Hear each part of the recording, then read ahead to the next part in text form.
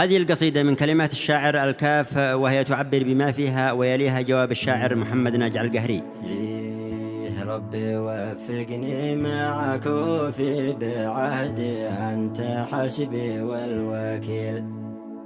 يا المرض أثر علي صاب كبدي في زمن قاسي بخيل، يا كريم أنت المهيا والملطف.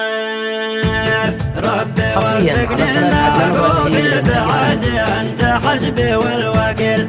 المرض أثر علي صاب كبدي في زمن قاسي بخيل، يا كريم أنت المهيا والملطف. صار بين الكاف ووجاع تحدي، عافاها الصبر الطويل. كم لي مواجه معاناتي لوحدي، ظن قد قرب الرحيل. ما يحل المشكلة بعض العواطف، حالتي صعبة ولا بحل، عندي عاجز وحالي عليل. ما يوصلني صلاة دكتور هندي، تكلفة ما هي قليل. في حنايا الصدر عنتي رواجف، وضعي الموسف تعب ما هو بيدي، العلاج مستحيل. جاهج وسشل مرسولي وعدي، كل قايدنا الأصيل. والرجال المؤمنين أهل المواقف. يا صديقي ليت بلقى حل يجدي وانفعك يغلى زميل.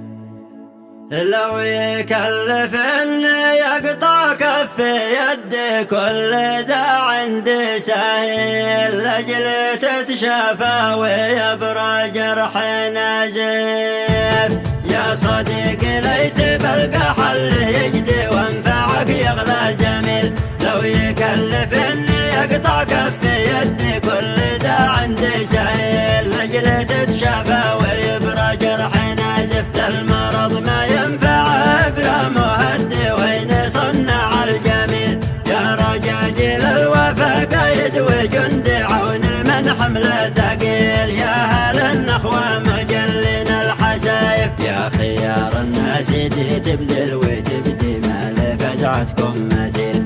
واللي من له مقدره يوقف ويدي، وله الشكر الجزيل. الجماله باقيه يا كل عارف، مثل ذا الموضوع ما هو شي عادي، يجبر الدمعة تسيل. صوت مؤمن مبتلى حرف ينادي، زامل الكاف العليل. مثل فردة العليل خصم زاحف.